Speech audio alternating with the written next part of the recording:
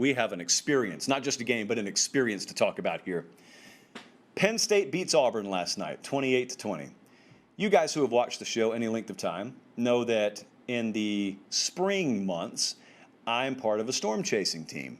Love it. It is equally as great a passion of mine as college football is. And so I have been blessed enough, as I define it, you may define it as insanity, but I've been blessed enough to see tornadoes in person before. And it's the most majestic, awesome, awe-inspiring act of nature, act of God that you could experience. Man can't create that. Man can't duplicate that. But as far as man-made spectacle goes, I've never witnessed anything comparable to what I was a part of last night and what a lot of you were a part of either in person or watching on TV last night. 110,000 strong, the whiteout at Happy Valley. Penn State beat Auburn, and even some of the Auburn folks I talked with privately before and afterwards said, look, we would have loved to have come up here and gotten the W, but this is something 30 years from now we'll be talking about. We'll be talking about a narrow loss, but we'll be talking about the experience. And who knows what we go on to do, but we'll be talking about the experience. I would encourage you, if you have opportunities to do this in the future, if you have opportunities, if you can even remotely swing it financially, when they do this again, maybe later this year against Michigan, but certainly any given year when they do that, go. I don't care if you don't root for Penn State. I don't care if you're totally agnostic to the Big Ten in general. Go. Make it a point. Make it bucket list destination, priority A. Make sure you get to a whiteout at Penn State. There's nothing like it in college football. I've been to all the big venues. I'm telling you, I've been everywhere at every time of day. Never experienced anything like that last night. I was driving back to Pittsburgh in the middle of the night, and my ears rung the whole way there in the best of ways. The crowd synergy is something that is so incredible to behold. Crowd synergy is an underrated thing because you can be at a place where there are a lot of people, but the synergy is something different. Because if you are in a place where it's 90,000 folks, but they're acting as 90,000 individuals, it is completely a different thing than 110,000 folks acting in unison, yelling in unison, almost, well, not almost, it is choreographed in nature. This is some of the footage I shot last night. If you're watching on YouTube, just kind of walked out there on the field, no big deal. Unbelievable. Kind of like a WWF pay-per-view back in the day. I used to watch those things and say, boy, I can't imagine what that must be like in real life. Well, this was it. This is like seeing WrestleMania, but they played a football game instead. You know, WrestleMania in Beaver Stadium wouldn't be a bad idea, Colin. Let's get me their number. We'll call them afterwards. But you're so immersed in the moment. And I really appreciate it because you know how we feel about regular season college football around here and how it trumps everything. And I'm telling you, in this moment, if you're watching right now, no one in their right mind is thinking about where we'll be for the college football playoff. All they're thinking about, and all you were thinking as you were watching on TV, is here we are, September 18th, the year of our Lord 2021, on this Saturday night.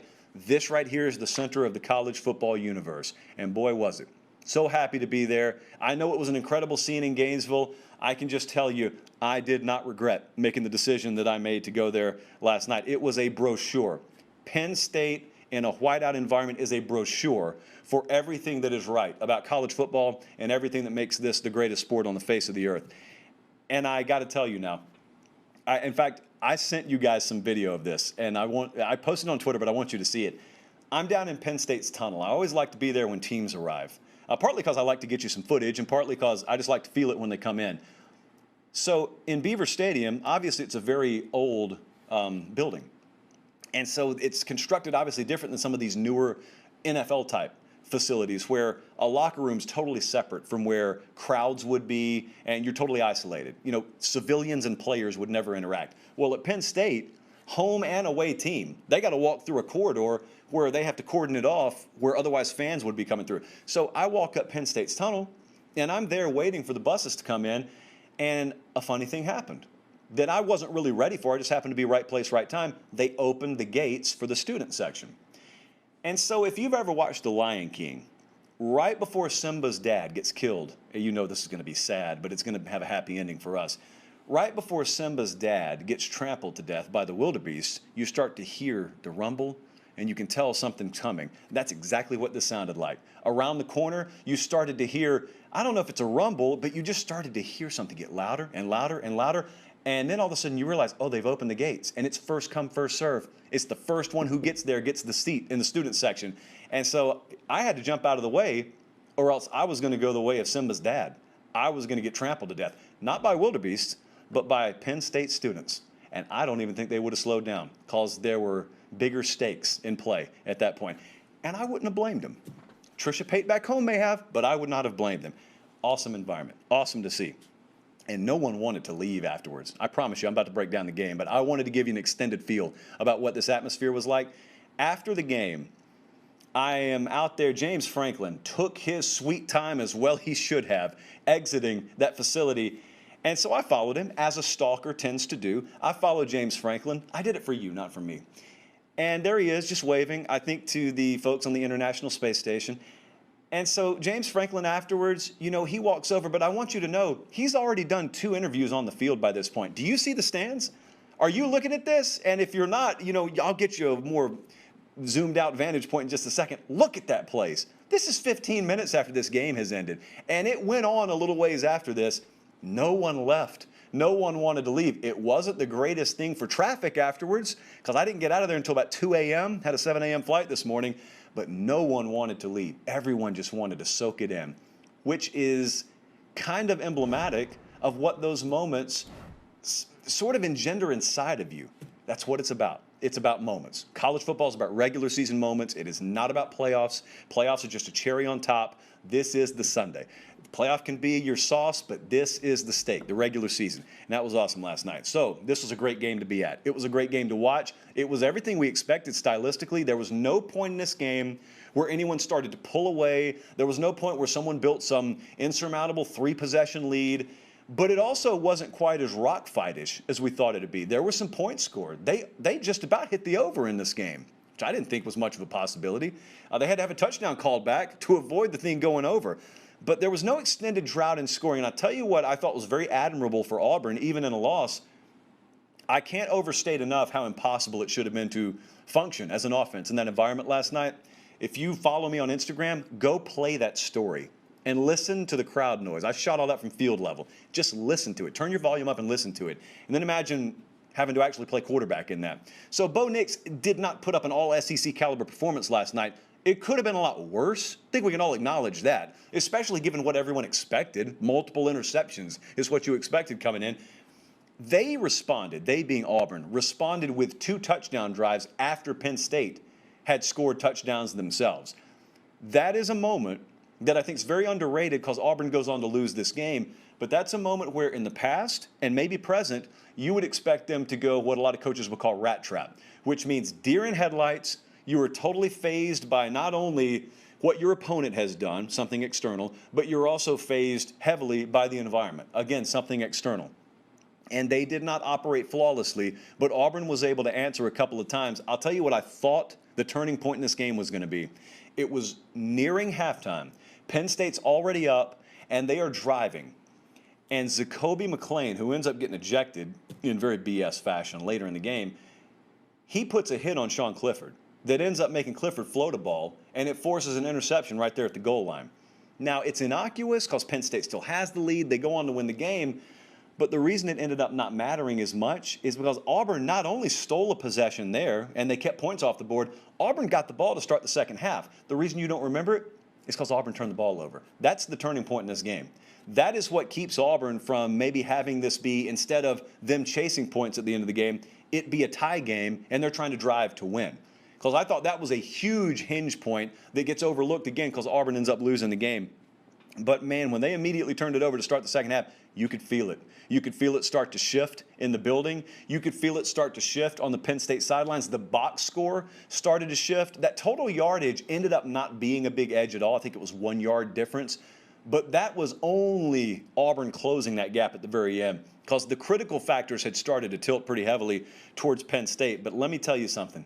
Sean Clifford, a ton of credit deserved here, 28 of 32. That is not something I would have ever expected. If you told me Sean Clifford's stat line was only going to have 4 incompletions, honestly, I would have thought he must have gone 4 for 8 early and got knocked out of the game, because I never thought that would be possible.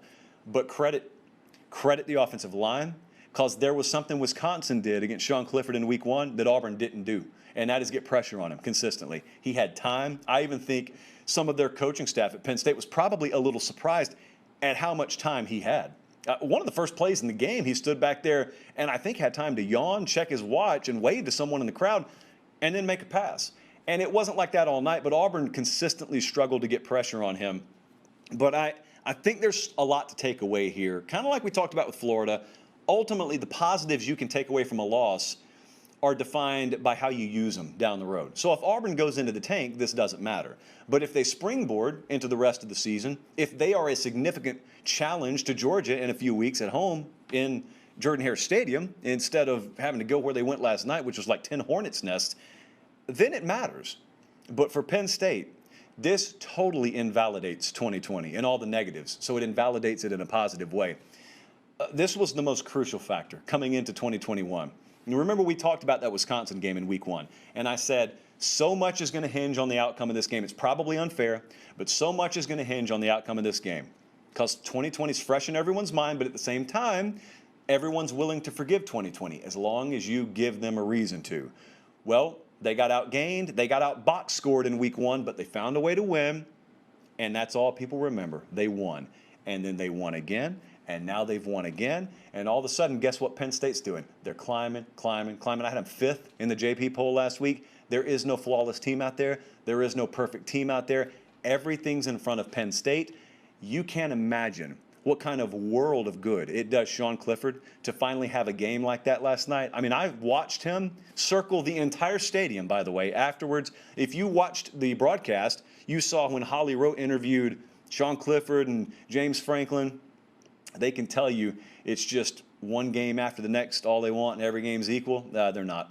Last night meant a whole lot. Last night, someone with an SEC sticker on their helmet came into their building, and they beat them. And they beat them, whereas some people thought, even though they were favored, there was significant reason to doubt Penn State. Well, they're always going to have reason to doubt you until you shut them up. And I'm not saying Penn State completely zippered everyone's mouth last night, but that's okay, because that's a process in and of itself. You've dropped some of these big games. Now it's time to win a string of them in a row. They've started that. Wisconsin, check. Auburn, check. Now you look down the road. Eventually, we got Indiana. Far be it from me to overlook Villanova. God bless Villanova. But we got Indiana down the road. There is that trip to Iowa looming on what I think is the biggest Saturday of the college football season. They're going to play Michigan eventually. You guys know how I feel the wardrobe should be handled for that game. They're going to go to Ohio State. There is a lot of very fascinating football in the future for Penn State. There are positives to be taken away for both of these programs. Brian Harsin got to Auburn 15 minutes ago, and they hung for 4 quarters in what was the most hostile environment, start to finish, I've ever been a part of. I've been in a lot of hostile ones. This was an incredible scene. Strongly encourage you. Watch the replay if you haven't seen it, but go check out that Instagram story, because I got like 30 minutes of footage for you over there.